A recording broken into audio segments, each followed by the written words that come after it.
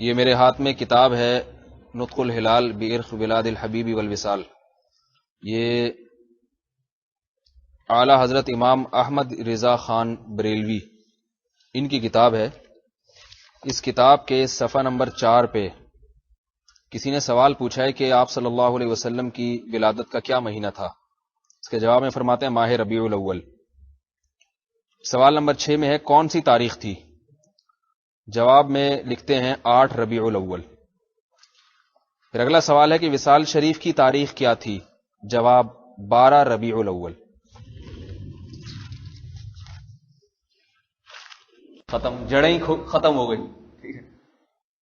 اب 12 کو میلاد منانا یا سالگرہ منانا یا عید منانا اس کا کچھ مطلب نکلتا ہی نہیں ہے.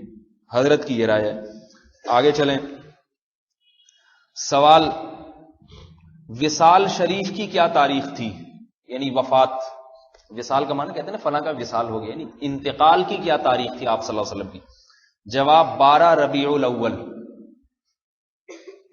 امام احمد رضا خان کیا فرماتے ہیں کہ نبی علیہ السلام کی یوم ولادت کیا تھی؟ 8 ربیع الاول، اور تاریخ وفات کیا تھی؟ 12 ربیع الاول. سمجھ رہے ہیں بات کو؟ اچھا آگے چلتے ہیں.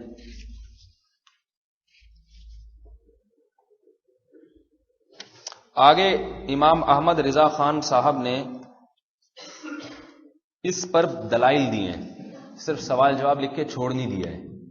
اس پر کیا دیے؟ دلائل. تاریخ کی کتابوں کے حوالے دیے.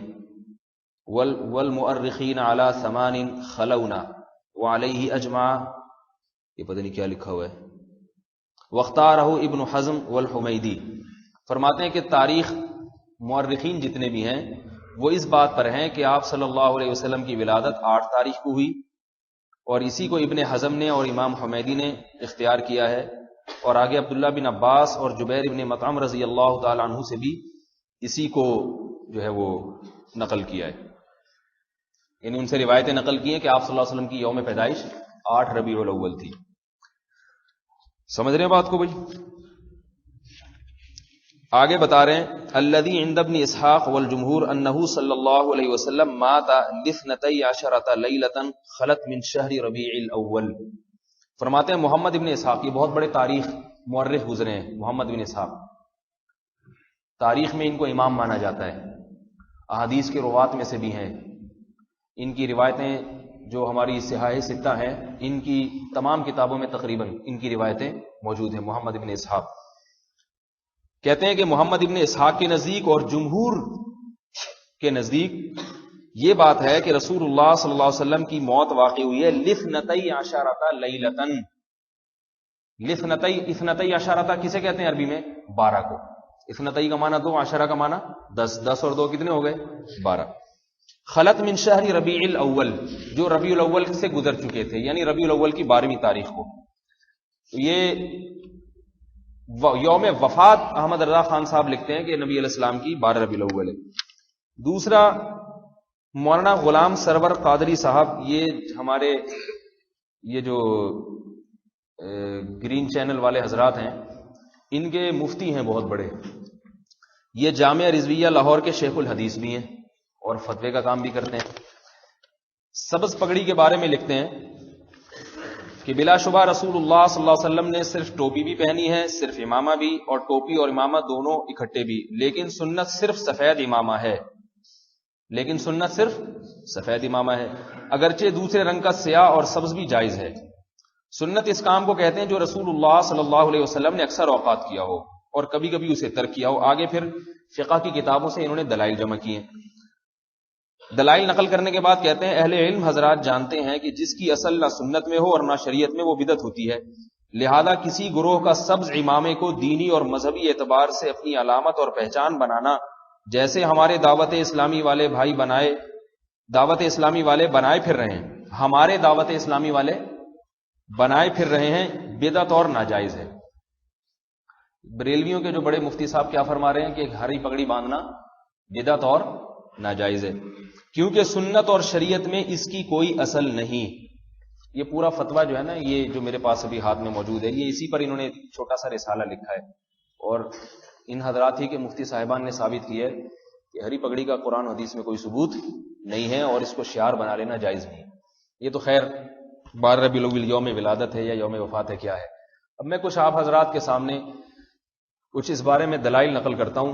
دیکھیے اللہ کے نبی صلی اللہ علیہ وسلم کی ولادت کی تاریخ میں بھی اختلاف ہے اور وفات کی تاریخ میں بھی. امام احمد رضا بریلوی صاحب کی تو تحقیق یہی ہے کہ 8 کو پیدا ہوئے 12 کو انتقال ہوا، لیکن ہمارے شیخ مفتی رشید احمد صاحب رحمۃ اللہ علیہ کی رائے یہ تھی کہ آپ علیہ الصلوۃ والسلام کی جو یوم ولادت ہے وہ 8 یا 9 ربیع الاول دونوں میں سے ایک ہے. یہی اکثر محدثین نے اسی کو اختیار کیا ہے، 8 تاریخ یا 9 ربیع الاول دونوں میں سے ایک ہے. زیادہ حضرات اس طرف گئے ہیں کہ 8 ربیع الاول کو آپ صلی اللہ علیہ وسلم کی پیدائش ہوئی. 12 9 کا امکان بھی ہے. اور وفات کے بارے میں جیسے انہوں نے ذکر کیا کہ اکثر حضرات اس طرف گئے ہیں کہ 12 ربیع الاول کو آپ کی وفات ہوئی ہے، لیکن حقیقت یہ ہے کہ 12 ربیع الاول نہ تو پیدائش کا دن ہے اور نہ ہی وفات کا دن ہے. وفات کا دن بھی نہیں ہے. آج آپ کو معلوم ہے ریاضی کے اعتبار سے پرانی تاریخیں بڑے آرام سے کیلکولیٹ کر کے نکالی جا سکتی ہیں. آپ 1000 سال پرانی بھی تاریخ نکالنا چاہیں نا کہ فلاں انگریزی تاریخ کو چاند کی کیا تاریخ تھی، فلاں دن کو چاند کی کیا تاریخ بنتی تھی، یہ نکالا جا سکتا ہے. تو آپ اگر کیلکولیٹ کر کے نکالیں گے ماضی کی تاریخوں کو تو آپ کو یہ پتا چلے گا کہ پیر کے دن ربیع الاول 683 عیسوی میں 683 عیسوی میں اللہ کے نبی کی پیدائش ہوئی ہے. اس میں ربیع الاول پیر کے دن 12 تاریخ کو بیٹھتا ہی نہیں ہے. نہیں آ رہی بات سمجھ میں؟ ٹھیک ہے نا.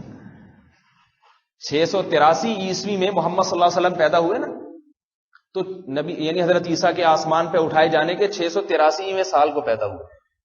اور آج سے بھی اگر آپ کاؤنٹ کر کے دیکھ لیں تو جس سال اللہ کے نبی کی پیدائش ہوئی ہے اس سال پیر کے دن ربیع الاول کو 12 تاریخ بنتی نہیں ہے حساب کتاب کی روح سے.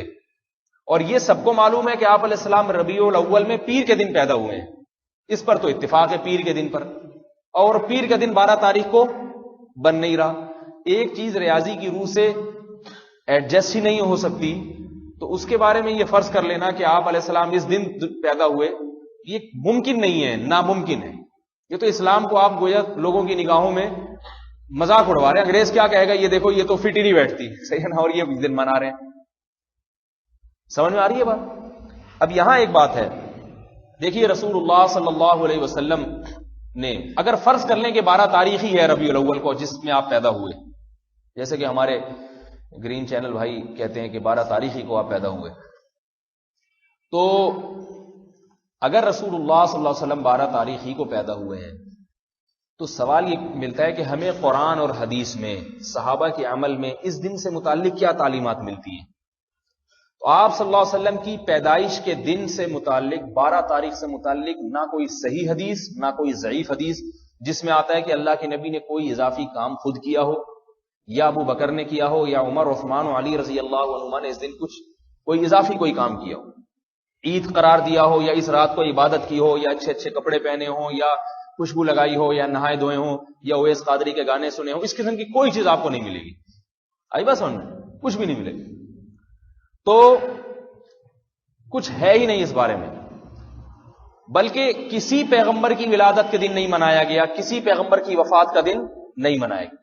برسی منانا تمام علماء کہتے ہیں کہ بدعت عمل ہے. کسی کی وفات کا دن منانا بدعت ہے یا نہیں؟ وفات کا دن منانا اگر مذہب سمجھ کے منایا جائے، ایک تو قائد اعظم کی برسی منائی جاتی ہے، اس کا مذہب سے کوئی تعلق نہیں ہے. مذہب کی بات کی جا رہی ہے، مذہب سمجھ کے ثواب سمجھ کے کسی دن کو منایا جائے یہ بدعت عمل ہو جائے گا. تو کہیں بھی نہیں. آپ یکم محرم سے لے کے 30 ذی الحجہ تک کے اسلامی عبادات کو دیکھیے، محرم، صفر، ربیع الاول، ربیع الثانی، اسلامی عبادات کو دیکھیں. اسلام نے مختلف مہینوں میں ہمیں مختلف کاموں کا حکم دیا ہے. ہم ان میں دیکھتے ہیں کہ کون سا کام ایسا ہے جو کسی نبی کی ولادت یا وفات پر رکھا گیا ہے. سب سے پہلے آپ محرم ہی کو دیکھ لیں. محرم سے ہجری سال کا آغاز ہوتا ہے نا. محرم سے کس کا آغاز ہوتا ہے؟ ہجری سال کا. ہجرت، یہ ہجری سال کیا ہے؟ ہجری اسلامی کیلنڈر کی ابتدا. عیسائیوں نے اپنے سال کی ابتدا کس سے کی؟ جس دن حضرت عیسیٰ علیہ السلام کو ان کے نظریے کے مطابق سولی دی گئی اور ہمارے کے نظریے کے مطابق جس دن زمین سے آسمان پہ اٹھایا گیا، دن ایک ہی تھا وہ۔ عیسائیوں نے کہا کہ یہ وہ دن جس دن حضرت عیسیٰ کو آسمان پہ اٹھایا گیا ہمارا پہلا سال ہوگا، ٹھیک ہے نا۔ جب ہم آج کہتے ہیں نا کہ سن 2012، تو عیسائیوں کے نظریے کے مطابق حضرت عیسیٰ علیہ السلام کو آسمان پہ اٹھائے ہوئے ٹھیک 2011 سال مکمل ہو چکے ہیں اور 2012واں سال شروع ہو چکا ہے، ٹھیک ہے۔ جب اسلام دنیا میں آیا تو اسلام نے اپنا ایک تشخص برقرار رکھا، ٹھیک ہے نا۔ اسلام نے ایک اپنا تشخص برقرار رکھنے کے لیے تاریخیں بھی اپنی، نظام اپنا، کیلنڈر اپنا، تاکہ ایک اسلام کا تشخص ہو۔ تو محرم، صفر، ربیع الاول، ربیع الثانی مہینے تو چل رہے تھے، یہ مہینے تو رسول اللہ صلی اللہ علیہ وسلم کے دور سے۔ رمضان میں لوگ روزے رکھا کرتے تھے، 10 محرم کو روزہ رکھتے تھے، عید الفطر 1 شوال کو، اور 10 ذی الحجہ کو عید الاضحیٰ، 9 ذی الحجہ کو حج، یہ تو چل رہا تھا۔ لیکن حضرت عمر کا جب دور خلافت آیا تو اب اسلامی سلطنتیں وسیع ہوئیں۔ اب یہ فیصلہ کرنا مشکل کہ بھئی ایک آدمی نے کہا کہ بھی لین دین کیا رمضان میں، بھئی کون سا رمضان تھا، یہ والا رمضان، پچھلے سال والا رمضان، 3 سال پرانا رمضان۔ تو پہلے تاریخیں ایسی ہوتی تھی کہ بھئی دیکھو جس سال ابرہہ نے بیت اللہ پہ حملے کی یعنی کوشش کی، اس سے ٹھیک 3 سال کے بعد والا رمضان، اس طرح پہلے تعین کیا جاتا تھا۔ جس سال محمد صلی اللہ علیہ وسلم نے ہجرت کی، اس سے 2 سال کے بعد والا رمضان، اس میں یہ واقعہ ہوا۔ جس سال فلاں واقعہ ہوا اس کے ٹھیک 3 سال سے پہلے۔ اب آپ مجھے بتائیے کہ نظام حکومت اس طرح نہیں چل سکتا، ٹھیک ہے نا۔ بس 3 جنوری آپ نے لکھ دیا، اب سن نہیں بتا رہے آپ۔ تو حضرت عمر رضی اللہ تعالیٰ عنہ نے صحابہ کرام سے مشورہ لیا کہ بھئی ہم اسلامی سال کی ابتدا کریں گے، اس کے لیے کس دن سے ہم ابتدا کریں، کس دن سے، کون سا دن متعین کریں جو اسلامی سال کا پہلا سال ہوگا، جس کو ہم سن 1 کہیں گے، سن 1، ٹھیک ہے نا۔ صحابہ کرام نے مشورہ لیا۔ اس وقت صحابہ کرام چاہتے تو محمد صلی اللہ علیہ وسلم کی ولادت جس سال ہوئی اس سال کو اسلامی تاریخ کا پہلا سال بنا سکتے تھے۔ نہیں آ رہی بات سمجھ میں؟ بنا سکتے تھے، نہیں بنا سکتے تھے؟ صحابہ تو جانتے تھے آپ علیہ السلام کس سال پیدا ہوئے، وہ سال پہلا سال ہو گیا۔ یہ بھی کر سکتے تھے کہ جس سال محمد صلی اللہ علیہ وسلم کی وفات ہوئی، جیسے کہ عیسائیوں نے کیا نا، جس سال حضرت عیسیٰ علیہ السلام کی ان کے نظریے کے مطابق وفات ہوئی ہے، اس سال کو عیسائیت کا پہلا سال قرار دیا۔ تو حضرت عمر اور صحابہ کرام یہ بھی کر سکتے تھے کہ جس سال اللہ کے نبی دنیا سے گئے اس سال کو اسلامی تاریخ کا پہلا سال قرار دیا جائے۔ تو ہم جب کہیں گے کہ آج 1432 ہجری ہے تو اس کا مطلب کیا ہوگا کہ محمد صلی اللہ علیہ وسلم کو دنیا سے گئے ہوئے 1431 سال مکمل ہو چکے ہیں، 1432واں سال شروع ہو چکا ہے۔ یہ بھی ہو سکتا تھا، کتنی آسانی ہو جاتی اس میں۔ لیکن حضرت عمر اور صحابہ کرام نے اس پہ فیصلہ نہیں کیا۔ آپ نے نہ نبی علیہ الصلوۃ والسلام کے ولادت کے سال کو اہمیت دی اور نہ وفات کے سال کو۔ کیوں نہیں دی یہ کام؟ یہ بہت اہم پوائنٹ ہے، بہت اہم نقطہ ہے۔ کیوں یہ کام نہیں کیا؟ اس لیے کہ صحابہ کرام میں فراست تھی۔ حضرت عمر رضی اللہ تعالی عنہ کے بارے میں رسول اللہ صلی اللہ علیہ وسلم نے فرمایا، ہر امت میں کچھ ایسے لوگ ہوتے ہیں محدثین، جن سے فرشتے ہم کلام ہوتے ہیں، جن پر الہام کیا جاتا ہے۔ اگر میری امت میں وہ کوئی ہے تو عمر ابن خطاب ہے۔ الہام ہوتا ہے ان کو اللہ کی طرف سے درست چیزوں کا۔ کتنے واقعات ہیں، حضرت عمر نے نبی کو مشورہ دیا اور حضرت عمر کا وہ مشورہ قرآن کی آیت بن کے نازل ہو گیا۔ ایسے کئی واقعات ہیں۔ تو حضرت عمر رضی اللہ تعالی عنہ امیر المومنین کی فراست اور صحابہ کرام نے فیصلہ کیا نہیں یوم پیدائش بھی نہیں، یوم وفات بھی نہیں۔ کیوں؟ دیکھ چکے تھے عیسائی انہی چیزوں سے بگڑے ہیں، انہی چیزوں سے بگڑے۔ کیونکہ اگر یوم ولادت کو پہلا سال بنا دیا جائے تو جب بھی اسلامی تاریخ کا پہلا سال شروع ہوگا مسلمانوں کا دماغ چلا جائے گا محمد صلی اللہ علیہ وسلم کی ولادت کی طرف اور خوشی میں پاگل ہونا شروع ہو جائیں گے، شرعی حدود سے باہر نکلنا شروع ہو جائیں گے۔ اور دوسری بات یہ، محمد صلی اللہ علیہ وسلم کی ولادت یقیناً اس پوری کائنات کے لیے ایک بہت بڑی خوشخبری تھی، لیکن اس سے کوئی کسی عمل کا جذبہ پیدا نہیں ہوتا، کیونکہ یہ تو ہمارا اختیار نہیں، تو اللہ نے اپنی مرضی سے پیدا کیا۔ اسی طرح وفات کو اگر معیار بنا دیا جاتا تو ہر سال جب سن ہجری بدلتا مسلمانوں کا ذہن کہاں چلا جاتا؟ یوم وفات کی طرف، اور وفات سے رونا پیٹنا نوحہ رافضیوں کی طرح گریبان چاک کرنا، ہائے ہوئے کرنا، یہ سلسلے شروع ہو جاتے ہیں۔ اسلام نہیں چاہتا کہ مسلمان جو ہے نا وہ خوشی میں پاگل ہو جائیں، اور نہ اسلام یہ چاہتا ہے کہ مسلمان غم منانا شروع کر دیں، کیونکہ یہ وہ تمام چیزیں جس سے انسان پریکٹیکل لائف میں، عملی زندگی میں پیچھے ہٹتا ہے۔ سمجھ میں آ رہی ہے بات؟ عملی زندگی میں ادھر ذرا توجہ رکھیے آپ حضرات، عملی زندگی میں ان چیزوں کا فائدہ نہیں ہوتا۔ لہذا حضرت عمر کی فراست نے فیصلہ کیا نہ ولادت نہ وفات، جس سال محمد صلی اللہ علیہ وسلم نے قربانی دی ہے اللہ کے دین کی خاطر، اپنے وطن کو، اپنے ملک کو چھوڑا اور مکہ سے مدینہ ہجرت کی ہے، وہ سال اسلامی تاریخ کا پہلا سال ہوگا۔ کیوں؟ تاکہ جب بھی اسلامی تاریخ بدلے، سال بدلے اور ہجرت کا لفظ آئے، سن 1432 ہجری آتا ہے نہیں آتا، یہ اس بات کی علامت ہوگی، مسلمان کا ذہن محمد صلی اللہ علیہ وسلم کی قربانی کی طرف جائے گا کہ نبی علیہ الصلوۃ والسلام نے اللہ کے دین کی خاطر اور صحابہ نے کیسے بڑی قربانی دی، لہذا مسلمانوں میں بھی قربانی کا جذبہ پیدا ہوگا۔ رونے سے یا خوشیاں منانے سے کس کو، کافر کو کیا نقصان ہے؟ بتاؤ، کوئی نقصان ہے؟ امریکہ کو کیا نقصان ہے اس سے؟ امریکہ کو بھی نقصان ہے؟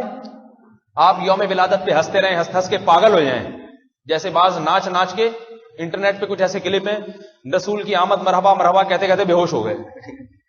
اس سے اوباما کو کوئی تکلیف ہوئی؟ ٹھیک ہے نا؟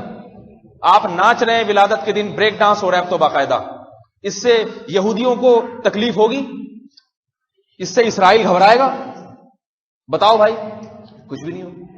اس سے افغانستان میں جو 52 ملک آئے ہیں مسلمانوں کو مارنے کے لیے، 52 ملک اکٹھے حملہ کر رہے ہیں، ان 52 ملکوں کے پیٹ میں مروڑ ہوگا ان باتوں سے؟ کہیں گے کھاؤ دودھ جلیبی، کھاؤ حلوے مانڈے، کھاؤ، ناچو گاؤ، صحیح ہے نا؟ ناچ کے پاگل ہو جاؤ۔ حضرت عمر نے ہجرت کو بنیاد بنایا، کیونکہ ہجرت مسلمانوں کو قربانی یاد دلائے گی کہ جب محمد صلی اللہ علیہ وسلم نے اللہ کے دین کی سربلندی کے لیے اپنے وطن کو چھوڑا، محمد صلی اللہ علیہ وسلم کے ساتھیوں نے اپنے وطن کو ایسا چھوڑا کہ ہمیشہ کے لیے خیر آباد کہہ دیا۔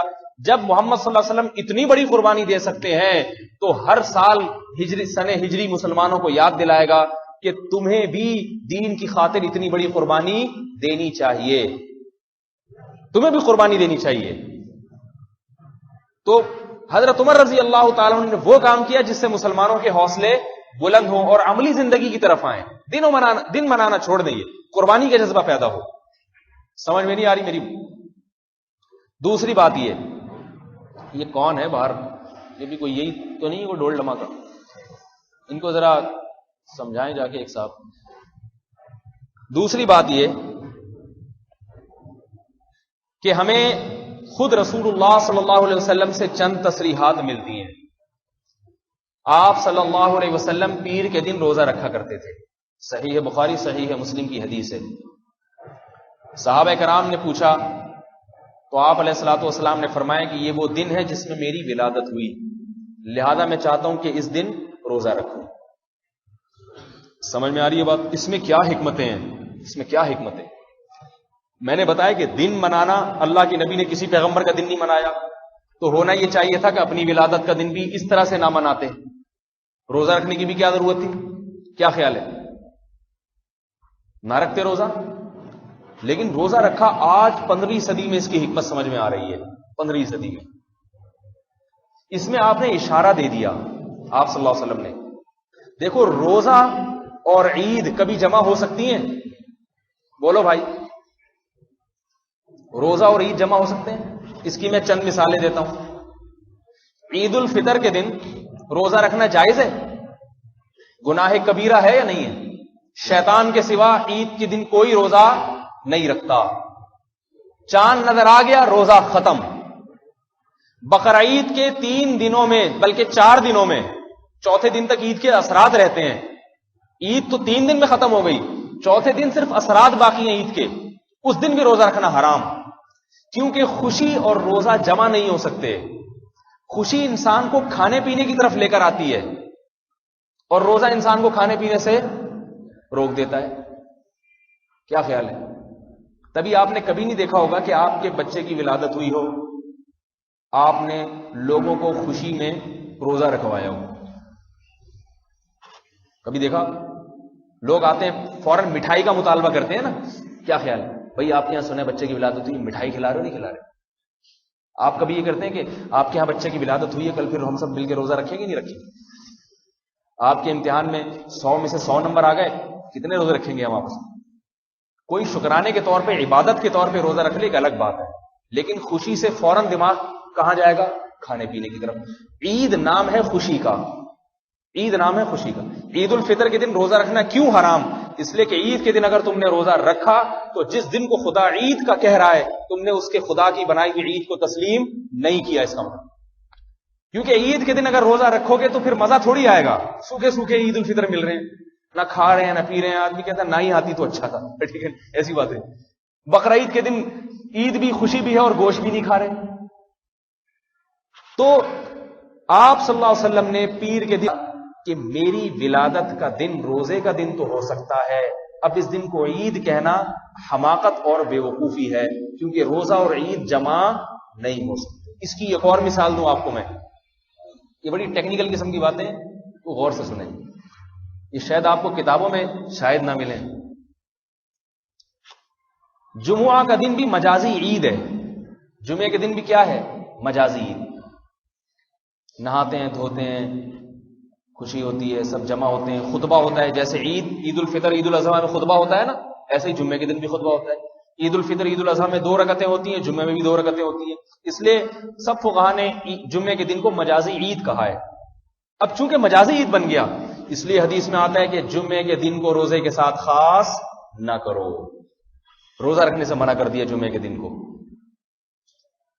خاص کرنے کا مطلب یہ کہ کوئی پہلے سے رکھتا آ رہا ہے اگر روزے، ٹھیک ہے رکھ لے، اسپیشلی جمعے کے دن اس نیت سے روزہ رکھے کہ جمعے کا دن چونکہ مقدس دن ہے، اس میں روزے کا زیادہ ثواب ملے گا، اس لیے میں روزہ رکھوں گا، یہ منع ہے، شریعت میں جائز نہیں۔ جمعے کا دن مقدس ہے لیکن صرف اس دن کو خاص کر کے روزہ رکھنا جائز نہیں ہے حدیث کی روح سے اور فقہا کرام کے فتاوی کی روح سے۔ سمجھ رہے ہیں بات کو بھائی؟ لہذا اس سے بھی پتا چلا کہ مجازی عید یعنی جمعہ جس میں عید کا شائبہ تھا اس دن کو روزے کے ساتھ خاص کرنے سے منع کر دیا، کیونکہ مجازی عید اور روزہ بھی جمع نہیں ہو سکتے، مجازی عید اور روزہ بھی جمع نہیں ہو سکتے۔ تو اب میرے بھائی اگر آپ نے ماننا ہے کہ 12 ربیع الاول تاریخ پیدائش ہے، وہ تو ہے نہیں، فرض کر لیا ہے، تو پھر اس دن روزہ تو رکھا جا سکتا ہوگا، ورنہ وہ بھی جائز نہیں ہے، وہ میں اس کی وجہ بتاؤں گا۔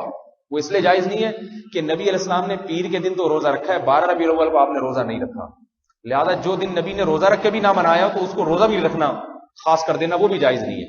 لیکن اگر کسی نے منانا ہی ہے اور حدیث سے حوالہ پیش کر رہا ہے تو پھر اس کو روزہ رکھنا پڑے گا، اور روزہ رکھ لیا تو پھر اس کو عید کا دن کہنا اس کے لیے جائز نہیں، پھر وہ عید کا دن نہیں ہو سکتا، حرام ہے اس کو پھر عید کا دن کہنا، کیونکہ عید اور روزے کا اجتماع عقل اس کو تسلیم نہیں کرتی، عقل تسلیم نہیں کرتی۔ نہیں یاری بات سمجھ۔ ایک اور دلیل آپ کو ٹیکنیکل قسم کی دوں میں، اس سے بھی پتہ چلتا ہے کہ پیر کا دن یا ولادت کا جو دن ہے اس میں عید کا عنصر نکالا گیا ہے۔ دیکھو عیسائی یہودی جو تھے ان کے لیے مقدس دن کون سا تھا؟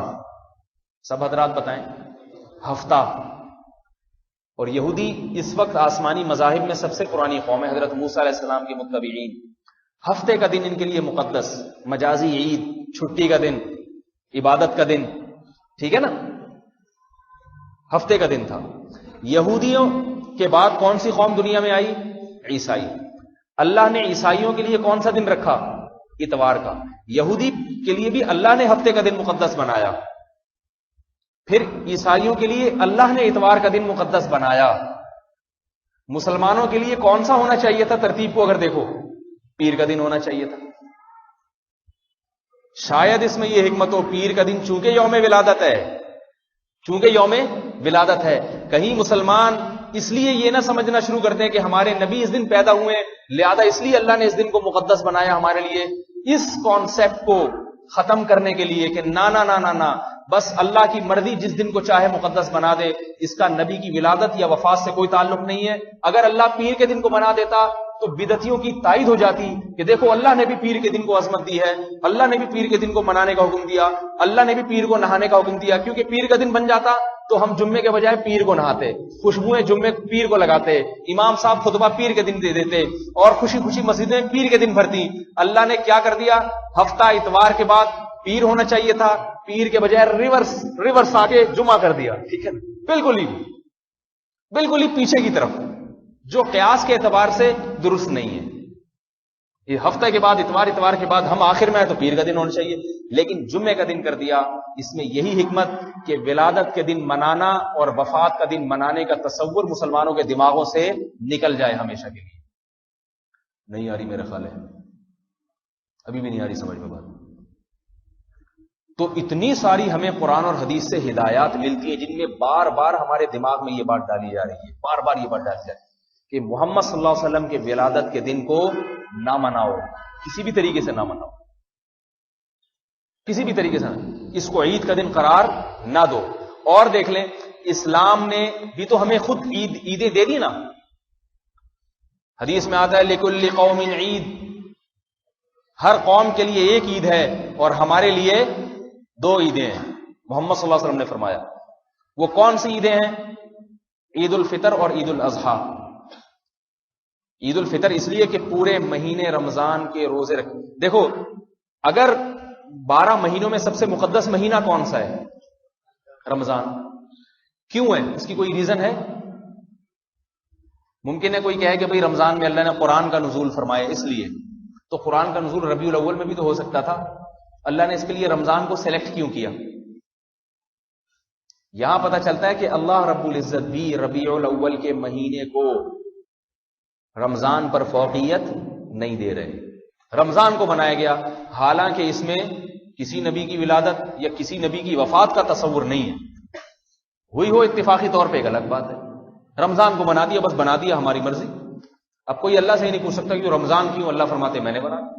پیدا محمد صلی اللہ علیہ وسلم ربیع الاول میں ہوئے، لیکن مقدس مہینہ کون سا بنایا گیا؟ رمضان کا مہینہ۔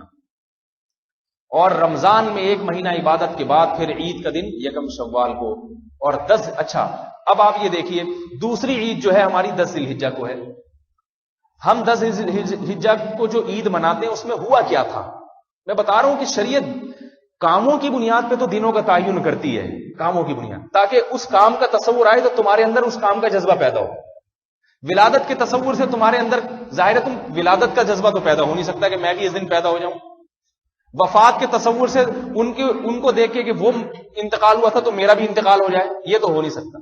کسی نے کوئی کسی خاص دن قربانی دی ہو، اس دن کو محفوظ کر لیا گیا تاکہ جب وہ دن آئے گا تمہارے اندر بھی قربانی کا جذبہ پیدا ہو جائے۔ ہمیں ابراہیم علیہ السلام کی یاد منانے کا حکم ہے یا نہیں ہے؟ محمد صلی اللہ علیہ وسلم کے بعد اہل سنت والجماعت کا اتفاق ہے کہ تمام پیغمبروں میں سب سے اونچا مقام حضرت ابراہیم علیہ السلام کا ہے۔ وَاتَّبِعْ مِلَّةَ إِبْرَاهِيمَ حَنِيفًا، نبی علیہ السلام کو حکم دیا کہ اب ابراہیم علیہ السلام کے دین کی پیروی کریں۔ کتنا بڑا مقام دے دیا۔ حضرت ابراہیم علیہ السلام کی یاد کو باقی رکھنے کے لیے اللہ نے نہ تو ابراہیم علیہ السلام کی ولادت کے دن کو سلیکٹ کیا اور نہ ہی ابراہیم علیہ السلام کی وفات کے دن، کہ بھئی ولادت کے دن اللہ فرماتے تھے کہ جس دن ابراہیم علیہ السلام پیدا ہوئے اس وقت تمام اسلامی ملکوں میں چھٹی ہونی چاہیے تاکہ لوگوں کو پتہ چلے ابراہیم علیہ السلام پیدا ہوئے۔ تو اس پتہ چل کے کیا ہو جاتا؟ وہ تو ویسے ہی پتہ ہوئے بھائی، اس سے ہم عملی لحاظ سے کوئی فرق نہیں پڑنا تھا۔ اللہ چاہتے ابراہیم علیہ السلام کی یاد منانے کے لیے حکم دے دیتے کہ جس دن ابراہیم علیہ السلام کی وفات ہوئی ہے وہ دن منایا جائے، اس دن جو ہے نا وہ یہ کام کیے جائیں، لیکن اس سے کیا تصور آتا؟ ان کا انتقال ہوا ہے، اس سے عملی کوئی جذبہ پیدا نہیں ہوتا۔ اللہ نے حکم دیا ابراہیم علیہ السلام کی یاد منانے کے لیے وہ تاریخ جس دن ابراہیم علیہ السلام نے اللہ کے نام پہ اپنے بیٹے کے گلے پہ چھری پھیری تھی، اس تاریخ کو متعین کر دیا گیا کہ تم بھی ابراہیم علیہ السلام کی یاد میں 10 تاریخ کو، کیونکہ یہ کام 10 تاریخ کو ہوا تھا، 10 ذی الحجہ کو، تم نے بھی 10 ذی الحجہ کو جانوروں پہ کے گلے پہ چھری پھیرنی ہے، اس جذبے کے ساتھ کہ ہمیں اپنی اولاد جیسی محبوب چیز کو بھی اللہ کے راہ میں قربان کرنا پڑا تو ابراہیم کی یاد میں وہ بھی قربان کر دیں گے۔ نہیں یہی بات سمجھ میں؟ یہ تمام تاریخیں جو اسلام نے متعین کی ہیں یہ بتا رہی ہیں کہ اسلام مسلمانوں کو عملی زندگی سے منسلک کرنا چاہتا ہے، عملی زندگی سے۔ تاکہ ہر قربانیوں کو محفوظ کیا جا رہا ہے. 10 محرم کو ہم روزہ رکھتے ہیں. 10 محرم کو اس دن یہودیوں کو فرعون سے نجات ملی تھی. فرعون سے نجات کیوں ملی تھی؟ حضرت موسیٰ علیہ السلام اور بنی اسرائیل کی قربانیوں کی برکت سے. قربانی دی، صبر کیا انہوں نے، لہذا اللہ نے ظالم فرعون سے نجات دی. تو یہودی رکھتے تھے اس دن روزہ. اللہ کے نبی نے فرمایا ہم موسیٰ علیہ السلام کے زیادہ حقدار ہیں. آپ نے یہ نہیں فرمایا کہ ہم موسیٰ علیہ السلام کی یوم پیدائش یا یوم وفات پہ روزہ رکھیں گے. نہ نہ نہ، جس دن قربانیوں کا صلہ مل رہا ہے، تاکہ فوراً مسلمان کا ذہن کیا جائے گا کہ ان کی قربانیوں کے بدلے ان کو اتنی بڑی ظالم سے نجات مل سکتی ہے، تو ہم اگر اللہ کی راہ میں قربانیاں دیں گے، صبر کریں گے، تو ہمیں بھی اللہ کی رحمت سے دنیا اور آخرت میں بڑی بڑی نعمتیں ملیں گی. سمجھ رہے ہیں بھائی بات؟ تو اس لیے ولادت منانے کا یا وفات منانے کا اسلام میں تصور نہیں ہے. ایک بات تو یہ ہو گئی. اس پر اور بہت کچھ ہے، لیکن عقل مند کے لیے اتنی بات ہی کافی ہے. اور پہلی بات تو میں نے بتایا، جیسے 12 ربیع الاول تو تاریخ ولادت تو بنتی نہیں ہے کسی حساب سے. بعض علماء نے وفات کا کہا ہے، وفات کا مان لیا تو پھر تو بات ہی ختم ہو گئی. وفات کو کوئی ناچتا ہے؟ اس دن انتقال ہوا تھا، ناچ رہے ہیں اور اویس قادری کے گانے سن رہے ہیں، پتہ نہیں کیا کیا سن رہے ہیں، عجیب عجیب نعتیں آ رہی ہیں مارکیٹ میں. دوسری بات یہ کہ اسی سے منسلک ہیں چند اور باتیں. دیکھو ایک بات یاد رکھو، لوگ کہتے ہیں کہ یہ علماء اختلافی باتیں کیوں چھیڑتے ہیں ممبروں پہ بیٹھ کے.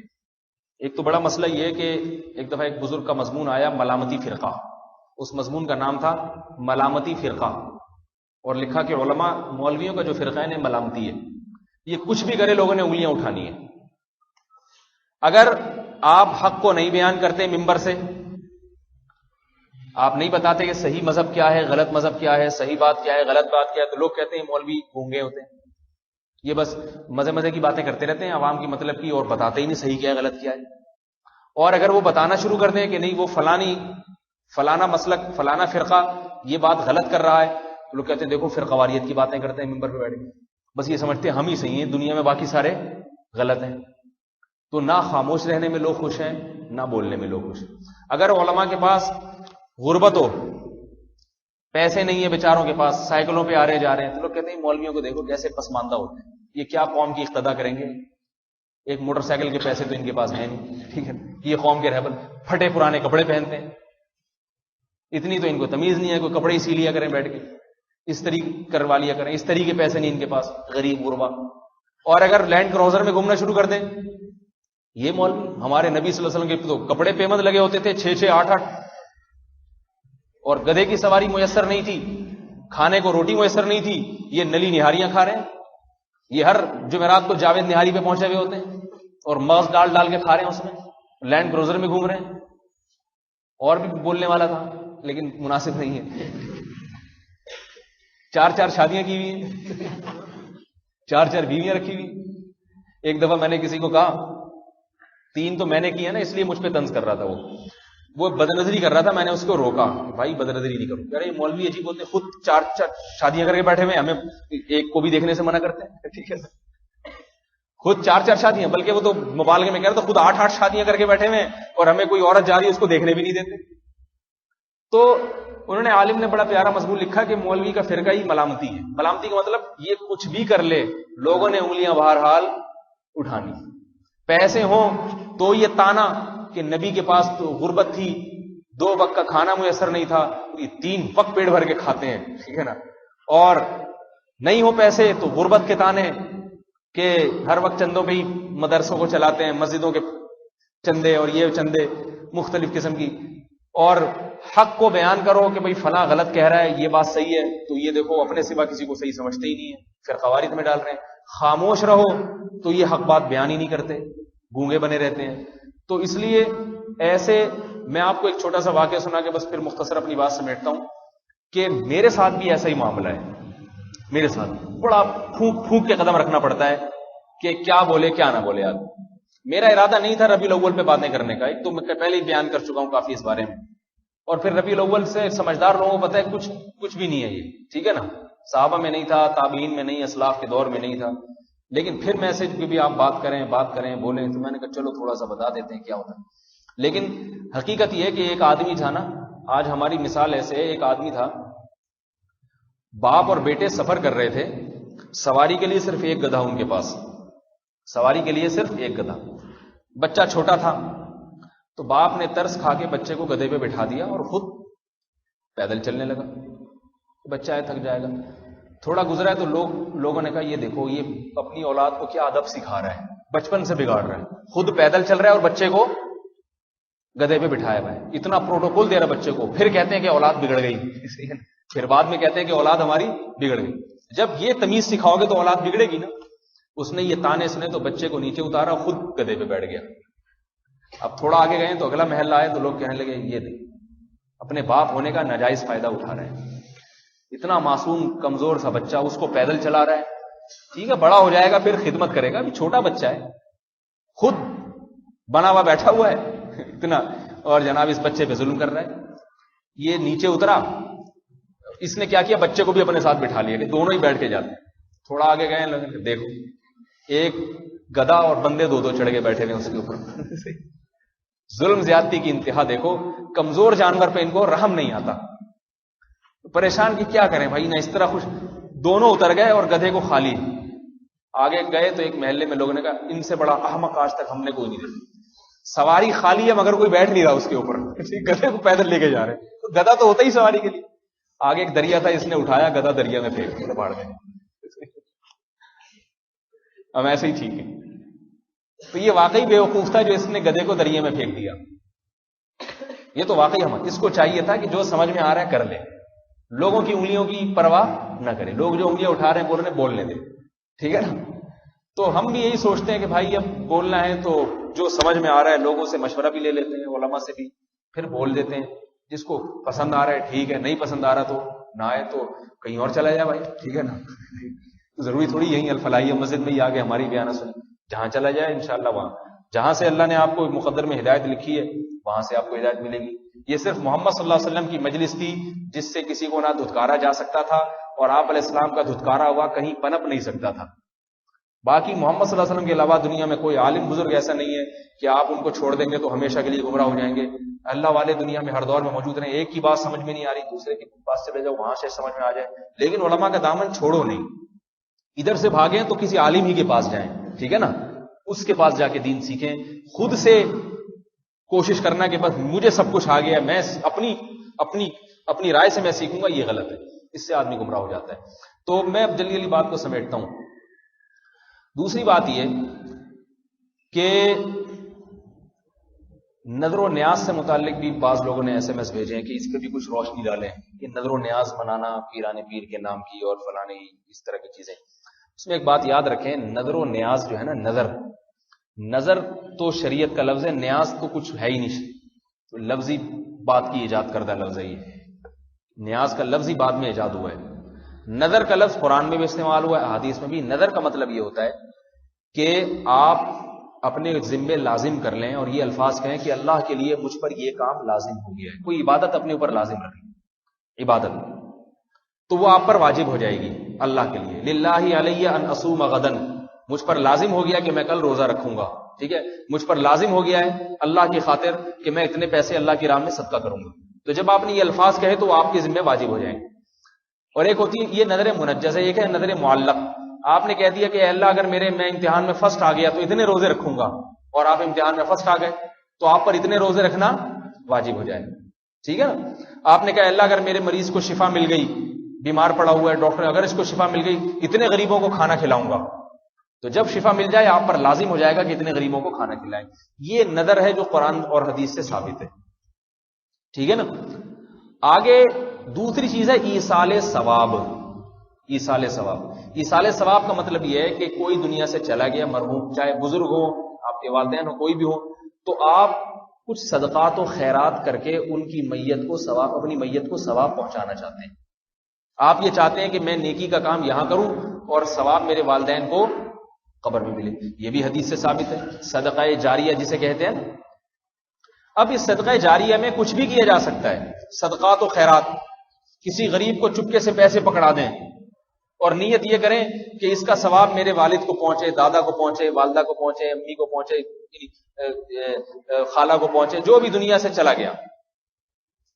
اور اس میں یہ بھی کیا جا سکتا ہے کہ اللہ اس کا ثواب پیران پیر کو پہنچے، شیخ عبد القادر گیلانی رحمۃ اللہ علیہ کو پہنچے، یہ بھی ٹھیک ہے، کسی کو بھی پہنچایا جا سکتا ہے وہ۔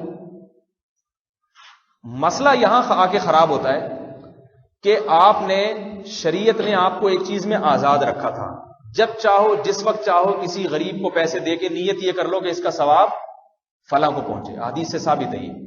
افاتصدق عنہا، صحابیہ نے پوچھا کہ میں اپنی والدہ کی طرف سے صدقہ کروں، آپ نے فرمایا ہاں۔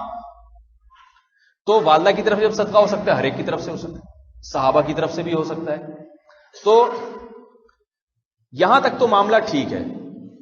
آگے جو کچھ چیزیں لگا دی ہیں نا وہ عجیب و غریب سی پیوند کاریاں۔ دیکھو میں ایک بات آپ کو بتاؤں، جتنی قیدیں بڑھاتے چلے جائیں گے نا کسی چیز میں، برکت ختم ہوتی چلی جائے گی۔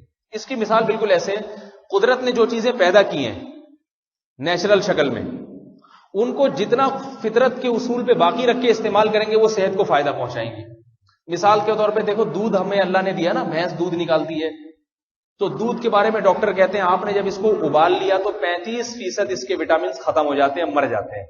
لہذا صحیح طریقہ کیا ہے، قدرت نے جس شکل میں پیدا کیا فوراً تازہ پی جائیں آپ دودھ، تو آپ کی ہڈیوں کو ٹھا کر کے لگے گا جا کے، ٹھیک ہے نا؟ کیسے لگے گا؟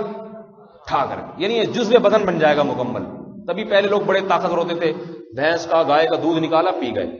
ہمیں گرم اس لیے کرنا پڑتا ہے کہ ہم کافی گھنٹوں کا رکھا ہوا ہوتا ہے، اس میں جراثیم پیدا ہو جاتے ہیں، تو جراثیم کو مارنے کے لیے ابالتے ہیں، جراثیم تو مرتے ہیں لیکن بہت ساری اچھی چیزیں بھی مر جاتی ہیں اس کے اندر، ٹھیک ہے نا؟ اچھے جراثیم بھی مر جاتے ہیں، کیوں؟ جب ابل رہا ہے تو ہر ایک ہی ابل رہا ہے وہ یہ تھوڑی دیکھ رہے ہیں کہ گرمائش کی کون سے کو مارنا ہے کون سے کو نہیں مارنا۔ تو جو چیز جتنی نیچرل شکل میں ہوگی اتنی ہی برکت اس میں زیادہ ہوگی۔ حکیم لوگ یہ کہتے ہیں کہ بادام کو تیل نکال کے پی جانا اس کے بجائے بادام خوب چبا کے کھانا یہ زیادہ مفید ہے، کیونکہ بادام کو اللہ نے جو شکل دی ہے نا اسی شکل میں کھائیں گے تو فائدہ ہوگا۔ جیسے جیسے پروسیس سے گزرتا رہے گا اس کے فائدے کم ہوتے چلے جائیں گے۔ چنا ہے چنا، بیسن بنا کے روٹی کھائیں گے، اس میں غذائیت کم ہے۔ ڈائریکٹ چنے بھون کے چبائیں گے، اس میں غذائیت زیادہ ہے۔ اس کی درجنوں مثالیں ہیں، ڈاکٹر آپ کو بہت ساری مثالیں دے دیں گے اس کی۔ سیب ہے آپ نے لیا اور خود چبا کے کھا رہے ہیں آپ اس میں فائدہ زیادہ ہے۔ جوس نکال کے پیئیں گے کچھ فائدے تو بڑھ جائیں گے، لیکن بنیادی فائدہ جس کے لیے اللہ نے سیب کو پیدا کیا، اس مجموعی لحاظ سے جو زیادہ فائدہ ہے وہ کم ہو جائے گا اس کے اندر۔ سمجھ میں آ رہی ہے بات؟ یہ جو ہم کھاتے ہیں کینو مالٹے، اس کا جوس نکال کے پیو، اور ایک طریقے کے ایسے کینو مالٹے کھاؤ، کسی بھی ڈاکٹر سے پوچھ لیں وہ کہے گا کہ بھائی مالٹے کھانا، چبا کے کھا کے نگل لینا اس کے وہ جو اس کا کیا کہتے ہیں اس کو جو بھی ہے، ٹھیک ہے نا، سمجھ گئے آپ لوگ، وہ زیادہ فائدے مند ہے۔ اس میں بہت ساری چیزیں ایسی ہوتی ہیں جو پیٹ کے لیے مفید ہوتی ہیں، جوس بنا کے پی جانے میں وہ فائدہ نہیں۔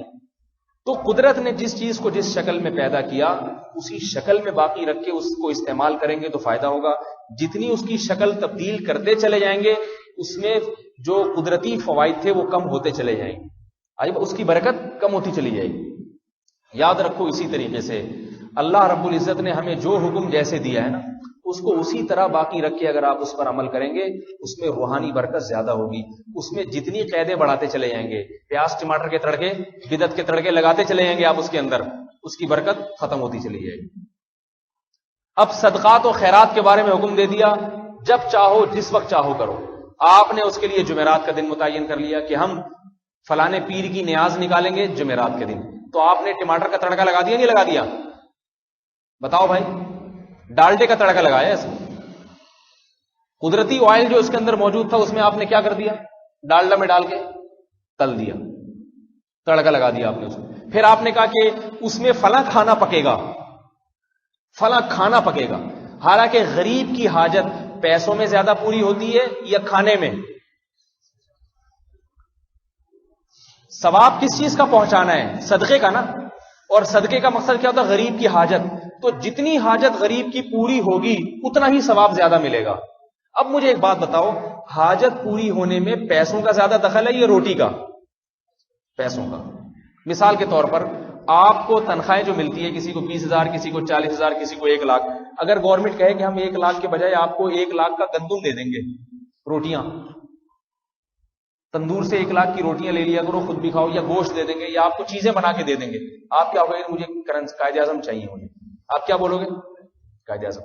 کیونکہ قائد اعظم کا فائدہ یہ ہے، قائد اعظم میری نوٹ کہیں میرے خلاف کوئی مقدمہ چلا دیں قائد اعظم کی توہین کا. صحیح ہے. تو آپ کیا نوٹ کو ترجیح دیں گے؟ نوٹ کو ترجیح کیوں دیں گے؟ آپ کو پتا ہے بھائی میں اپنی ضرورت زیادہ جانتا ہوں, مجھے لاکھ روپے ملیں گے, مجھے پتا ہے میں نے گھر میں پراٹھے کھانے ہیں, روٹی کھانی ہے یا مکئی کھانی ہے, ممکن ہے میں روٹی کھاتا ہی نہیں, میں چاول پہ گزارا کرتا ہوں, مجھے گھر میں اے سی لگوانا ہے, میری ضرورت کیا ہے؟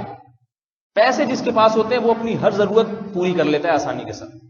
تبھی امام ابو حنیفہ رحمہ اللہ تعالیٰ کا یہ مذہب ہے کہ فطرانے میں بھی, حدیث میں تو گندم کا حکم ہے نا, تو وہ فرماتے ہیں کیونکہ گندم اس زمانے میں رائج تھی, لہذا اگر کوئی گندم کے پیسے دے دیتا ہے تو یہ زیادہ ثواب کی بات ہے. لیکن بعض علماء نے ظاہر حدیث کو دیکھا کہ نہیں بھی گندم ہی دینی پڑے گی, گندم کی قیمت نہیں دے سکتے. امام صاحب نے فرمایا کہ نہیں, قیمت دینے میں زیادہ فائدہ ہے, تو اس لیے قیمت گندم ہے, لیکن دلالت النص سے قیمت خود بخود اسی سے ثابت ہو جاتی ہے. امام نے فرماتے ہیں قسم کھا کے کفارہ, کسی پر قسم توڑ دی کفارہ لازم ہے. قرآن کہتے ہیں 10 غریبوں کو کھانا کھلاؤ. امام صاحب فرماتے ہیں کہ کھانے کے پیسے بھی دیے جا سکتے ہیں, بلکہ یہ زیادہ افضل ہے کہ پیسے دے دیے جائیں. اس پہ بعض لوگ اشکال کرتے ہیں امام حنیفہ پر کہ بھئی حدیث قرآن میں تو کھانا کھلانے کا حکم ہے. امام صاحب فرماتے ہیں کھانا کھلانے کا حکم ہے, لیکن کھانا کھلانے کا حکم کا مقصد کیا ہے؟ غریب کی حاجت پوری کرنا, وہ پیسوں سے زیادہ پوری ہو جاتی ہے. لہذا دلالت النص سے پیسے دینا جائز ہے, کیونکہ اس سے وہ کھانا بھی خرید سکتا ہے کچھ اور بھی. اب سوال پیدا ہوتا ہے اگر یہ ہے تو قرآن نے پیسوں کا ذکر کیوں نہیں کر دیا؟ پھر قرآن یہ کہتے تھے 10 غریبوں میں اتنے گندم کے پیسے بانٹ دو. وہ اس میں حکمت یہ ہے کہ اگر پیسوں کا سراہتاً ذکر ہوتا تو پھر کھانا کھلانے کی اجازت نہ ہوتی, اس میں تنگی ہو جاتی. بعض لوگ پیسے نہیں خرچ کر سکتے, ان کے لیے کھانا کھلانا آسان ہوتا ہے, کیونکہ یہ کرنسی تو اب رائج ہوئی ہے نا. پہلے زمانے میں کرنسی کا اتنا رواج نہیں تھا, کسان کے پاس پیسے نہیں ہوتے, دراہم دینار نہیں ہوتے تھے, گندم کی بوریاں ہوتی تھی. اسے کہا جائے تو 2.25 کلو گندم پکڑا دے بس تیری جان چھوڑ جائے گی. یہ حکمت تھی. بات ایک الگ موضوع ہے. میں آپ کو ایک بات بتا رہا ہوں کہ بتاؤ میرے بھائی, غریب کی حاجت پیسے دینے میں پوری ہوتی ہے یا کھانا کھلانے میں؟ ہر آدمی کہتا ہے پیسہ چاہیے. ایک غریب ہے, اس کو آپ نے ایک بکرا 10,000 کا صدقے کے نام پہ ذبح کر کے گوشت کھلا دیا, اور ایک غریب ہے اس کو آپ نے 10,000 کا بکرا ذبح کرنے کے بجائے 10,000 کی رقم پکڑا دی, تو غریب کس پہ زیادہ خوش ہوگا؟ 10,000. وہ کہے گا بھائی تم نے ایک بکرا کاٹ کے ذبح کر دیا, 4-5 دن میں ختم ہو جائے گا, 10,000 مجھے دے دیتے تو میں گندم بھی لے آتا, چاول بھی لے آتا, آٹا دال بھی لے آتا, اور پورے مہینے کا راشن لے آتا. میں سے پیسہ خرچ کرنا چاہیے. اب اگر کسی نے پیرانے پیر کے نام کی کوئی نیاز نکالنی ہے, تو اول تو پیرانے پیر ہی کی کیوں, ان سے بڑے بڑے بزرگان دین اور بھی گزرے, انہی کو کیوں فکس کر لیا؟ ٹھیک ہے وہ بہت بڑے اللہ والے بزرگ تھے, پہلی بات انہی کو کیوں فکس کیا؟ نمبر 2 دن مخصوص کیوں متعین کر لیا, جمعراتی کو یا ہفتے ہی کو, جو بھی, مجھے تو دن معلوم نہیں کون سا. پھر 11ویں کو ہی نکالنا ہے. یہ دن آپ جو لگا رہے ہیں نا, یہ اپنی طرف سے زیادتی ہے. اور پھر سب سے بڑھ کر یہ کہ اگر آپ نے ثواب پہنچانے, نیاز نکالنی ہے, تو غریب کو چپکے سے پیسے پکڑا دے. نبی علیہ السلام نے فرمایا سب سے بہترین صدقہ ہے دائیں ہاتھ سے دو تو بائیں کو پتا نہ چلے. پوری دنیا کو کیوں بتا رہے ہیں؟ چپکے سے کسی غریب کو چپکے سے پکڑا دیا تو یہ ہو جائے گا. یہ جس کی اس کو آپ نیاز کا نام دے دیں, یا آپ صدقے کا نام دے دیں, یا فلانے کی نام کی نیاز, کچھ بھی کہتے ہیں ہماری طرف سے, نہ شریعت کی طرف سے نیا نام کچھ بھی دیا جا سکتا ہے یہ صدقہ خیراتی. سمجھ میں آ رہی ہے بات؟ اور دوسری بات یہ کہ یہ بھی اس صورت میں ہے کہ آپ کی نیت اللہ کو راضی کرنے کی ہو اور ثواب فلاں بزرگ کو پہنچا رہے ہیں. لیکن اگر آپ کی نیت یہ ہے کہ میں یہ صدقہ اس لیے کر رہا ہوں کہ فلاں بزرگ کی روح کو خوش کرنے کے لیے, تو یہ شرک ہے, یہ غیر اللہ کے نام کی عبادت ہے. یہ سمجھ رہے ہیں بات کو؟ اس کی میں ایک مثال دیتا ہوں. دیکھو فقہ نے لکھا ہے, ایک آدمی آ رہا ہے آپ کے علاقے میں, بڑا آدمی ہے, آپ نے اس کے نام پہ بکرا ذبح کیا. تو یہ جو ہم کہتے ہیں نا فلاں کے نام پہ بکرا ذبح کیا, اس کے 2 مطلب ہوتے ہیں. ایک مطلب تو یہ کہ فلاں چونکہ آ رہا ہے لہذا میں اللہ کے نام پہ جانور ذبح کر رہا ہوں, اور گوشت میں اس مہمان کو کھلاؤں گا تاکہ تازہ گوشت بکرا کا اس کو کھانے کو ملے. یہ جائز ہے, جیسے کہ ہمارے گھروں میں ہوتا بھی ہے, کبھی مرغی ذبح ہو رہی ہوتی ہے کسی کے لیے, کسی کے نام پہ, کبھی بکرا ذبح ہو رہا ہے. نام اللہ ہی کا لیا جاتا ہے اور سمجھا بھی یہ جاتا ہے کہ اللہ کے نام پہ جانور ذبح ہو رہا ہے اور فلاں کو گوشت کھلا کے خوش کیا جا رہا ہے. ٹھیک ہے نا؟ لیکن اگر آپ کے نظریہ یہ ہے جیسے بعض علاقوں میں ہوتا ہے کہ فلاں پیر صاحب آ رہے ہیں ان کے نام کا جانور, یعنی یہ بتانے کے لیے کہ ہم نے آپ کے اعزاز میں اتنے جانوروں کو قربان کر دیا ہے آپ کے اعزاز میں، یہ شرک ہو جائے گا. کیونکہ جانور کا گلا کٹنا یہ اگر عبادت ہے تو یہ عبادت صرف اللہ کو خوش کرنے کے لیے ہو سکتی ہے. انسانوں کو خوش کرنے کے لیے گوشت کھلانا تو جائز ہے، جانور کو ذبح کرنا کسی انسان کو خوش کرنے کے لیے جائز نہیں ہے. سمجھ میں آ رہی ہے بات؟ یہ عبادت بن جائے گی. تو مزاروں پہ جو لوگ جانور ذبح کرتے ہیں، بعضوں کی نیت تو یہ ہوتی ہے اللہ کے نام پہ، اللہ کو خوش کرنے کے لیے، لیکن مزار کے گرد جو چرسی موالی بیٹھے ہوتے ہیں ان کو کھلانے کے لیے. یہی لوگ بیٹھے ہوتے ہیں مزاروں میں جا کے، بھنگ پینے والے چرسی موالی بیٹھے ہوئے. تو جس کی یہ نیت ہے کہ باباؤں کے مزار پہ، داتا دربار کے مزار پہ جانور ذبح کر رہا ہے، کر بھی اللہ کے لیے رہا ہے، نام بھی اللہ کا لے رہا ہے، اور مقصد کیا ہے، مزار پہ جتنے بھی یہ موالی آئے ہوئے ہیں بھنگ پی کے بیٹھے ہوئے ہیں ان کو گوشت کھلاؤں گا، تو یہ عمل صرف بدعت ہوگا، شرک نہیں ہوگا. سمجھنے بات کو؟ بدعت ہے، گناہ ہے. گناہ اس لیے کہ جانور ذبح کرنا صرف عید اور بقرعید کے دن اور عقیقے میں تو عبادت ہے، اس کے علاوہ جانور ذبح کرنا کوئی عبادت ہے ہی نہیں. گوشت کھانے کے لیے ہے، گوشت کھانا ہے، کھلانا ہے تو ٹھیک ہے، ورنہ جانور کاٹتی ہے تو کچھ بھی نہیں ہوتا، اس بدعت ہو جائے گا. اور مزاروں پہ کرنا تو ویسے ہی بدعت ہے، کیونکہ وہ کھلا کس کے رہے موالیوں کو، ٹھیک ہے، جو آگے بیٹھے جاؤ اچھے اچھے لوگوں کو کھلاؤ بیچارے جو محنت مزدوری کرتے ہیں. اور اگر نیت یہ ہے کہ اس قبر کے اندر جو بزرگ موجود ہیں میں جانور ذبح کر رہا ہوں، بے شک اللہ کا نام لے رہا ہوں اس جانور پہ، لیکن نیت ہے ان کو خوش کرنا، تو یہ اس کا مطلب ہے آپ نے اس کو معبود بنا لیا. ہم کس کو خوش کرنے کے لیے جانور ذبح کرتے ہیں؟ صرف اللہ کو. بقرعید کے دن کس کو خوش کرنے کے لیے؟ اللہ کی رضا کے لیے. آپ نے اس بزرگ کے لیے ان کے نام پہ جانور کاٹ دیا. اب یہ جانور کا گوشت بھی حرام، یہ غیر اللہ کے نام پہ ذبح ہوا ہوا جانور ہے، اس کا گوشت بھی حرام، اور یہ عمل کرنے والا مشرک اور کافر ہو جائے گا. تو اگر پیران پیر کی نام کی نیاز کوئی نکال رہا ہے اور نیت اس کی ہے کہ یہ اللہ کے لیے نیاز ہے، اور یہ جلیبیاں، دودھ جلیبیاں، مٹھائیاں جو میں کھلا رہا ہوں یہ اللہ کے لیے ہے، اس کا ثواب پیران پیر کو پہنچے، تو وہ بدعتی ہوگا، کافر اور مشرک نہیں ہوگا. لیکن اگر نیت یہ کہ یہ صدقہ میں ان کو خوش کرنے کے لیے کر رہا ہوں، پھر وہ کافر بھی ہو جائے گا. اس نے معبود بنا، عبادت کر لی. ان کی صدقہ ایک عبادت ہے جو صرف اللہ کے لیے ہوتی ہے، غیر اللہ کے لیے نہیں ہوتی. بدعت کیوں ہوگا یہ عمل؟ اس لیے کہ میں نے بتایا کہ دن مخصوص کر لیے اور کھانے مخصوص کر لیے، جو کام پیسوں سے ہو رہا ہے خام خواہ میں وہ اسی میں جلیبیوں پہ ہی لے کر آ رہا ہے. آج کل کیا جلیبیاں ہوتی ہیں، کچھ اور ہوتا ہے، بریانی زردہ ہوتا ہے، مختلف کھانے. اب آپ دیکھ لینا کہ 12 ربیع الاول کو آپ کے پاس مختلف قسم کے کھانے آئیں گے، مختلف قسم کی چیزیں آئیں گی. تو بات کافی لمبی ہو گئی ہے، بس آخر میں اور بھی ہے اس بارے میں بہت کچھ کہنے کے لیے، لیکن کیا ضرورت ہے آدمی کسی کے پیچھے ہاتھ دھو کے پڑا رہے. چھوڑو، بس اتنا ہی کافی ہے، ٹھیک ہے. اور بھی غم ہے زمانے میں محبت کے سوا. لوگ ہمیں کہتے ہیں کبھی فلاں فرقے کے خلاف بیان کریں گے، فلاں فرقے. میں کہتا ہوں اور بھی غم ہے زمانے میں محبت کے سوا. بہت سارے مثبت کام بھی کرنے، ٹھیک ہے، اچھی اچھی باتیں بتانی چاہیے لوگوں کو. تو یہ لوگ بھی ہماری جو گرین چینل والے کوئی بھائی میری یہ بیان سنیں تو اگر ان کو برا لگا ہو تو پیشگی معذرت. باتیں ساری صحیح کی ہیں، یہ اس پہ معذرت نہیں میں کر رہا، باتیں غلط نہیں ہیں، ٹھیک ہے. انداز اگر میرا تھوڑا سا غلط ہو گیا معذرت. مقصد بھائی دین کی طرف لانا ہے. محمد صلی اللہ علیہ وسلم سے سچی محبت پیدا کرو. نبی علیہ السلام نے جو کام کیے وہ کاموں کی طرف توجہ دو. اللہ کے نبی نے پوری زندگی میں ہری پگڑی نہیں پہنی ہے، ٹھیک ہے نا. پینی چپل میرے علم میں ایسا نہیں ہے کوئی پہنی. سفید لباس کو پسند کیا، مگر ایسا نہیں ہے کہ ہمیشہ سفید ہی کپڑے پہنتے تھے، کیونکہ اللہ کے نبی کو تکلف نہیں تھا. تکلف کا مطلب ٹھیک ہے سفید لباس پسند ہے مگر جو میسر ہوا پہن لیا. اب آپ اگر ساری زندگی سفید ہی پہنتے تو مسلمانوں کا یونیفارم بن جاتا سفید، سارے مسلمان سفید سفید ہوتے، ٹھیک ہے نا. تو اللہ کے نبی نے ان پابندیوں میں نہیں ڈالا نہیں ہے، عملی زندگی کی طرف. لباس ہے تمہاری مرضی، جیسا مرضی پہن، جو جس قوم کا لباس ہے وہ پہنے، چند شرطوں کے ساتھ. سطر ڈھکا ہوا ہو، چست بہت زیادہ نہ ہو، اور مرد کا لباس ٹخنوں سے اوپر ہو. باقی کوئی میرے انٹرنیٹ پہ کلپ موجود ہے لباس کی شریعت میں پابندیاں اور لباس کے بارے میں آزادیاں. کیوں ہیں آزادیاں، کیوں دی ہیں شریعت نے؟ اس لیے کہ ساری دنیا کے سارے انسانوں کا دین ہے. تو کوئی ایک مخصوص لباس نہیں کہ شلوار قمیض ہی سنت ہے اور ازار پہننا ہی سنت ہے، اس لیے کہ ساری دنیا کے سارے انسان اس کو قبول نہیں کر سکتے. پھر سرد علاقوں کے لوگ اگر دھوتی شلوار یا یہ چیزیں شروع کر دیں تو بیچارے ٹھنڈ سے اکڑ جائیں، ٹھیک ہے نا.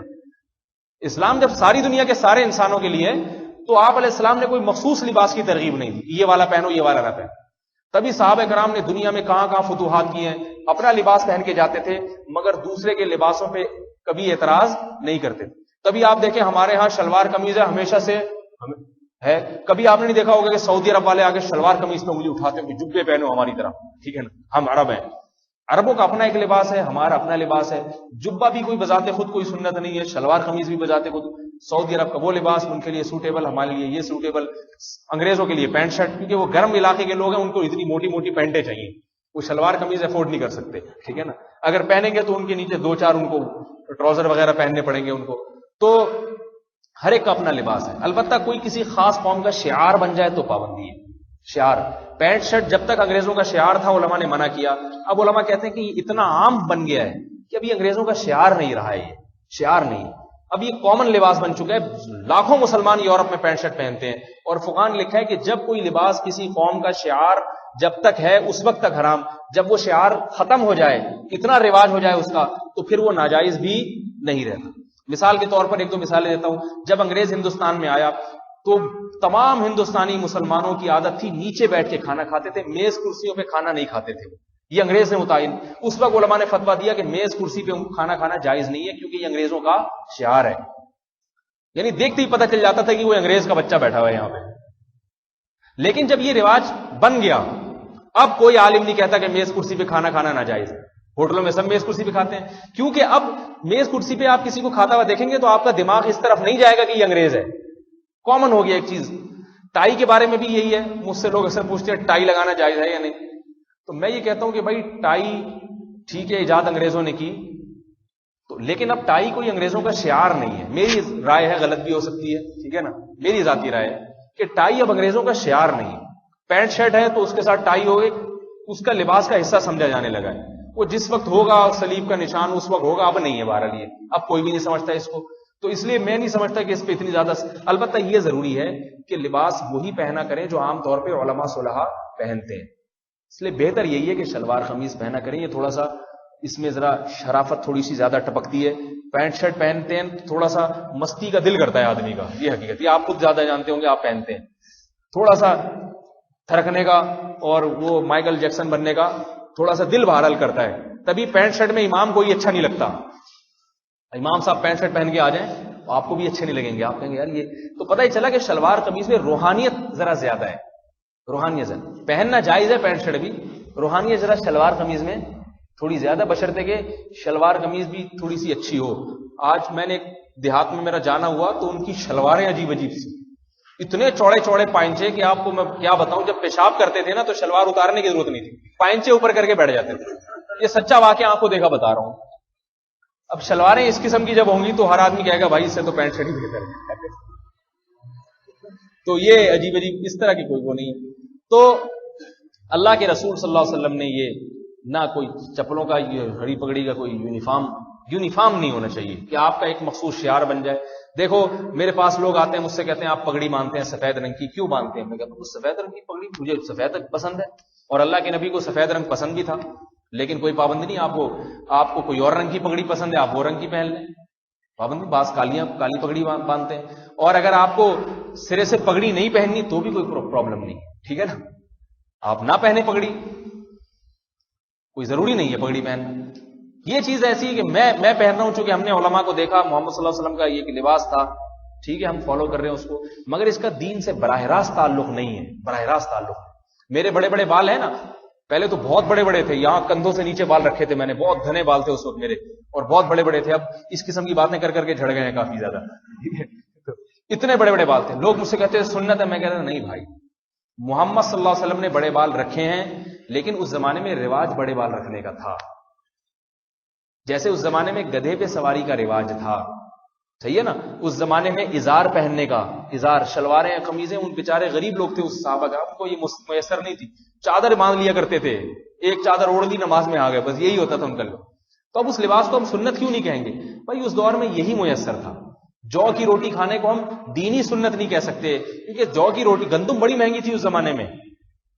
کھجورے کھانا, اللہ کے نبی صلی اللہ علیہ وسلم کو ایک حدیث صحیح ہے, بھوک لگی, آپ باغ میں گئے, کھجوریں کھائی آپ نے, اتنی کھجوریں کھائیں, پھر پانی پیا. ہم کھا سکتے ہیں, کوئی کھائے؟ حکیم بتاتے ہیں 3 دانے صبح کھجور کے اور 1 شام کو چاٹ لیں, اتنا پڑنا پیٹ خراب ہو جائے گا. 11 دانے بادام کے ہر قوم کا اپنے، میں پرانے وقتوں کی بات ہے، میں نے کچھ یہاں یہ افغانوں کو دیکھا، ان کے سامنے اتنی بڑی پلیٹ بادام کی لا کے رکھی ہے اور اس کی اخروٹ کی، 2 آدمی کھا گئے. ہم کھا سکتے ہیں؟ ان کے معدے اس قسم کے وہ کھا جاتے ہیں. ہمارے یہاں حکیم صاحب 11 بادام گن کے 12واں کھا لیا، کوئی ذمہ داری نہیں ہے. حکیم کی طرف سے 12واں اگر کھا لیا، 11 کی ہے. یہ کمزور معدے ہمارے.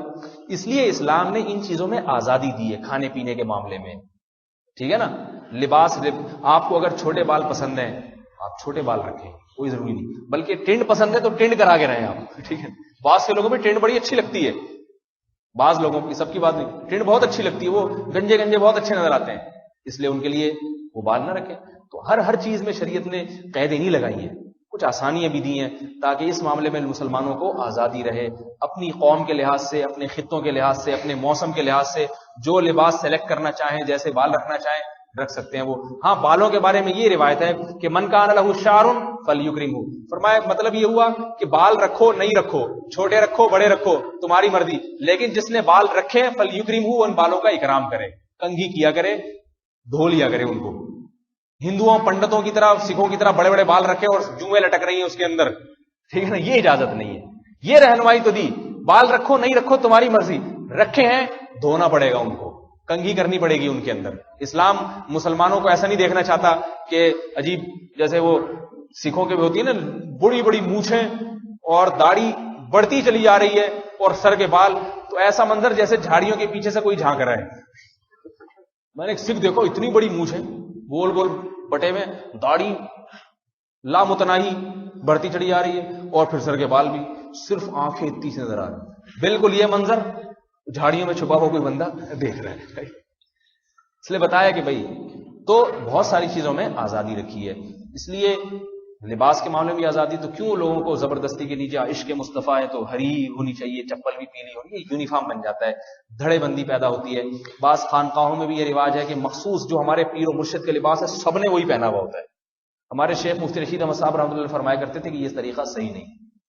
خانقاہ میں اگر شیخ صاحب کا جو لباس ہے تو سب نے وہی ٹوپیاں، وہی چپلیں، وہی، ایسا لگتا ہے کہ جیسے یہ فوراً دیکھ کے کیا لوگ بولیں گے کہ یہ فلاں خانقاہ کا ہے. ہمارے حضرت فرمایا کرتے تھے ایسا لباس رکھو کہ لوگ کہیں کہ بھئی عام مسلمانوں کی طرح کا ایک مسلمان ہے. ایک الگ تشخص نہیں ہونا چاہیے آپ کا. میں نے دیکھا کچھ عرب آئے ہوئے تھے یہاں تبلیغی جماعت میں، شلوار قمیض میں گھوم رہے. میں نے کہا آپ تو جبے پہنتے. اس نے کہا کہ اللہ کے نبی نے شہرت کے لباس سے منع کیا. کیا مطلب؟ بھئی یہاں سارے شلوار میں جبہ پہن کے سب دیکھیں گے شیخ کوئی آیا ہوا سعودی عرب سے، جیسے سب ہے، میں ویسے ہی نارمل ویسے ہی رہنا چاہتا ہوں. تو اگرچہ جبہ پہننا جائز ہے، یہاں ایسا نہ ہو کہ کوئی دبئی سے کوئی آیا وہ آپ اس کو شلوار قمیض پہنا دیں، ٹھیک ہے. لیکن اس عرب کی مجھے سوچ اچھی لگی. اس نے کہا میں ممتاز نظر نہیں آنا چاہتا لوگوں میں، جیسے سب لوگ ہیں تو میں بھی ایسے ہی رہ من کے رہنا. بلکہ یہاں تک کہ میں نے سعودی عرب سے آئے ہوئے عربوں کو دیکھا ہے کہ نماز میں رفع الیدین تک ترک کر دیتے ہیں، کانوں سے جاتے ہوئے ہاتھ نہیں اٹھا رہے. ہمارے حضرت کے ساتھ کسی نے نماز پڑھی، حضرت مفتی رشید احمد صاحب رحمۃ اللہ علیہ کے ساتھ، اس نے رکوع میں جاتے ہوئے رفع الیدین نہیں کیا، حالانکہ وہ حنبلی ہیں، رفع الیدین کرتے ہیں. تو ہمارے حضرت نے فرمایا کہ آپ نے کیوں نہیں کیا؟ انہوں نے فرمایا کہ جیسے سب پڑھ رہے ہیں تو میں چاہتا ہوں کہ منفرد نظر نہ ہوں میں. لوگ پھر مجھ سے پوچھیں گے، کیونکہ رواج نہیں ہے نا یہاں زیادہ. تو حضرت نے فرمایا کہ آپ سے یہاں کوئی نہیں پوچھے گا، آپ رفع الیدین کر لیا کریں یہاں پہ، ٹھیک ہے نا. ٹھیک ہے، باہر آپ احتیاط کریں لیکن یہاں کر لیں آپ سے انشاءاللہ. یہ علمی جگہ ہے، سب علماء ہیں، سب کو پتا ہے کہ اختلافی مسئلہ ہے. تو اس لیے میرے بھائی اپنا کوئی الگ دھڑا، تہذب، فرقہ، لباس مخصوص فلاں خانقاہ کا ہے یا فلاں فرقے سے اس کا تعلق ہے، ایسا لباس نہ پہنے. جیسے نارمل مسلمان رہتے ہیں اسی طرح سے رہنا چاہیے. سمجھ میں آ رہی ہے نا بات؟ ہم مسلمان ہیں، بس یہی ہماری پہچان سب سے بڑھ کر ہے. تو اللہ تعالیٰ ہمیں ان تمام چیزوں سے بچائے، اور ربیع الاول میں یہ حلوے مانڈے سے اجتناب کریں. لوگ بیانات گھنٹے گھنٹے سنتے ہیں، بولتے ہیں، پھر وہی بریانیاں چل رہی ہیں.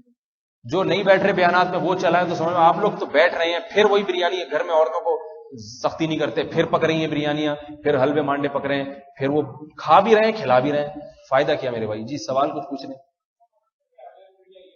گھر پہ آنے نہ دیں. جو لے کر آ رہا ہے اسے کہیں بھائی ہم لوگ نہیں مناتے یہ دن، ٹھیک ہے نا، تو اس کو منع کر دیں نا، آنے نہ دیں نا. جی کنڈے لگا کے لائٹیں جلانا واجب ہے. بجلی کے بل اتنے آ رہے ہیں تو غریب آدمی کیا کرے گا؟ خیر یہ تو میں نے ویسے ہی بول دیا ہے، یہ تو جائز ہے یا نہیں ہے علماء سے، دوسرے علماء سے پوچھیں، مجھے نہیں پتا. ایک دفعہ میں نے ویلڈنگ کرانی تھی، کنڈا ہی لگایا تھا میں نے 12 ربیع الاول میں جو کنڈے لگا کے لائٹیں جل رہی ہیں. دیکھیں اگر ایک چیز اجتماعی طور پہ ثابت ہو جاتی ہے تو سب کا ایک اجتماعی ضرورت، جیسے تقریبات ہوتی ہیں تو سب کنڈے لگاتے ہیں، سب کنڈے لگاتے ہیں. یہ کنڈا ایسا ہے، تقریبات میں جو کنڈے، سب کو پتا ہے کہ یہ بجلی چوری ہو رہی ہے، لیکن اس چوری پہ سب راضی ہوتے ہیں کیونکہ سب کو پتا ہے ہمارے ہاں جب تقریب ہوگی ہم بھی کنڈا لگائیں گے. تو میری ایک رائے یہ ہے کہ یہ جو اجتماعی سطح پہ کنڈے لگائے جا رہے ہیں نا، ان میں قوم کو اعتراض نہیں ہوتا، سب نے لگانے ہیں، لہذا شاید اس میں چوری کا گناہ نہ ہو. میرا خیال یہ خیال ہے، لیکن آپ دوسرے علماء سے اس کی تصدیق کر لیں، شاید اس میں چوری کا گناہ نہ ہو، کیونکہ سب کو پتا ہے نا کہ ہمارے یہاں ہوگی تو ہم بھی لگائیں گے.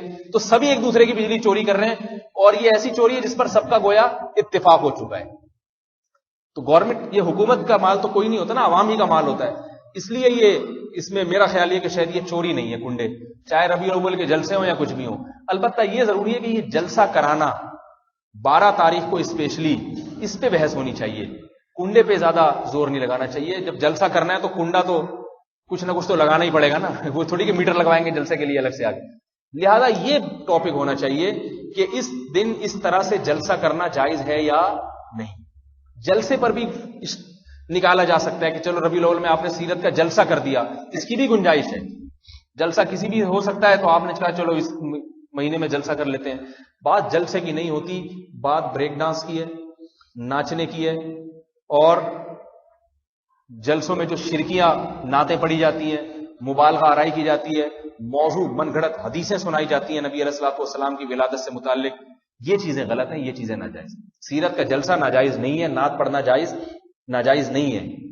نعت پڑھنا بھی جائز ہے اگر وہ آداب کے تحت ہو. ربیع الاول میں کرو یا سفر میں کرو، محرم میں کرو، جب کرو، تو وہ جلسے پہ اعتراض نہیں ہے. دھرنے دے دینا، آپ دیکھو جلوس اتنا بڑا نکلے گا، یہ غلط ہے. جلوس نکالنا اور جناب نبی علیہ السلام کی سیرت بیان کرنا تو غلط نہیں ہے. جلسے کا مطلب جلسہ برائے جلسہ نہیں ہوتا، وہ تو آپ مسجد میں کر لو، سڑک پہ تمبو لگا کے. پہلی بات تو یہ کہ مسجد میں کیوں نہیں کرتے، سڑک پہ لگانے کی، تمبو لگانے کی کیا ضرورت ہے؟ مسجد تو اچھی جگہ ہے، مسجد میں آپ نبی علیہ السلام کی سیرت بیان کریں. تو یہ جو ہے نا اعتراض کی چیز یہ ہے. کیا پوچھنے کوئی بھائی سوال پوچھ رہے تھے؟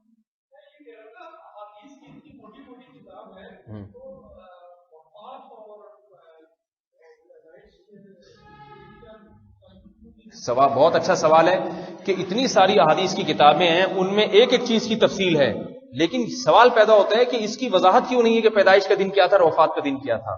یہ بہت اچھا سوال ہے، اور میرا ارادہ یہ تھا کہ میں اسی سوال سے بات کو شروع کروں، لیکن میں نے کہا بات لمبی ہو جائے گی، مختصر اب سمیٹ دیتا ہوں.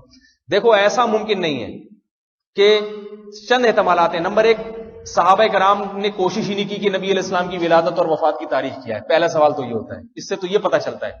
نمبر دو، کوشش کی مگر حافظے اتنے کمزور تھے کہ بھول گئے.